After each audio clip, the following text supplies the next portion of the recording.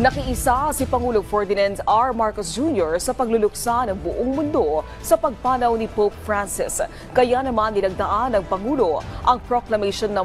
871 kung saan dinideklara nito ang panahon ng pagluluksa ng bansa kabilang o bilang pagkilala sa Santo Papa na pumanaw noong April 21. Inilarawan ng Pangulo ang Santo Papa na simbolo ng pagpapakumbaba, maawain at kapayapaan na ibinuhos ang buong buhay para sa mga mahihirap. Sinariwa din ng Pangulo ang malalim na ugnayan ni Pope Francis at mga Pilipino nang bisitahin nito ang Pilipinas noong 2015 upang makiramay sa mga biktima ng Bagyong Yolanda.